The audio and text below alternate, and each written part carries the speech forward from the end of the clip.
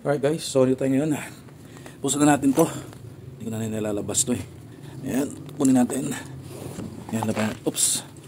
Parang ano pa, masabit pa. Ayan, masabit pa oh. Okay. Let's. Teka lang. Okay. Ayan natin.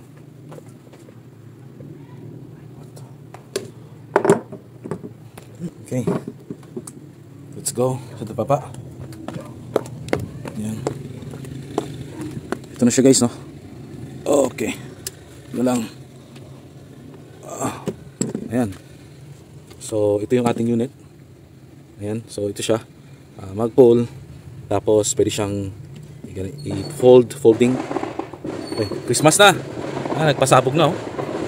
Ito yung, matag dito. 0.22 na carbon fiber. Ang maganda dito kasi guys dito. Kasi napaka-ano siya, napaka-smooth. No, pagdating sa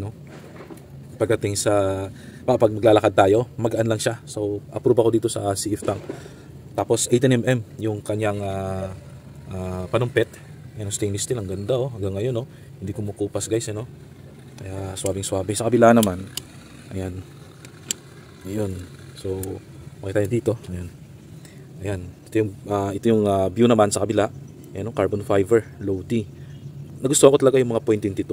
Kasi sa ano naman, sa field, hindi naman nakakaubos tayo ng mga 60 shots. Ito, mga 20 shots, 30 shots, okay na. So, pabor kasi ako dito eh. Maiksi lang siya. Tapos, ito, nasa 13 inch lang yung panumpit. Pag kukunin ko to, mas maiksi pa to. Ayan. Tapos makita ninyo, no? Napakaangas. So, ito yung build ko sa 13 inch. Makita nyo, maiksi lang siya guys. Ayan, no?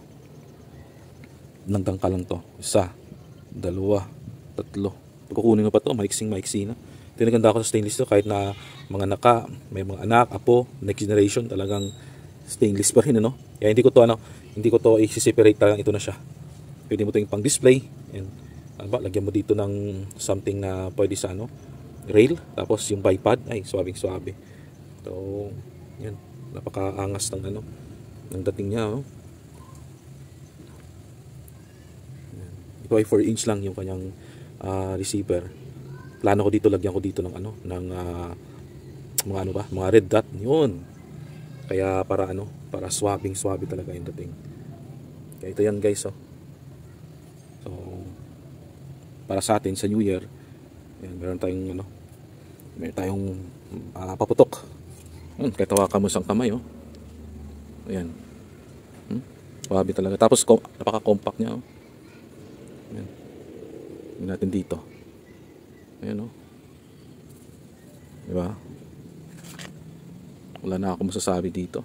Ganda ng pagka-build, yung kanyang workmanship, yung paano pa pulido. Ayan, oh. Tapos, kahit na ganun yan, oh. Ayan. Diba? Napo-fold siya. Kaya swabing-swabe. Ayan. Ito yung aking 13 inch na air gun. At the same time, stainless steel. At the same time, folded na mag-pull. Ayan, walang alog yan. Kasi talagang pinag-isipan natin kung paano ikabit to. Ayan. So, may labang hangin, ilang months na yan ha. Pero makita natin ano, hindi pa rin ano. Yung kanyang ano is 2.2 yung output. Papababaan kasi ito siya dahil 13 inch lang. Tapos maiksi lang yung receiver. Nasa ano lang to? 840 yung kanyang 840 fps yung speed niya. So sabi ko sa bahay lang naman, gawin ko na lang 700 para hindi matigas ito. Pakita ko sa inyo. Yan dito banda.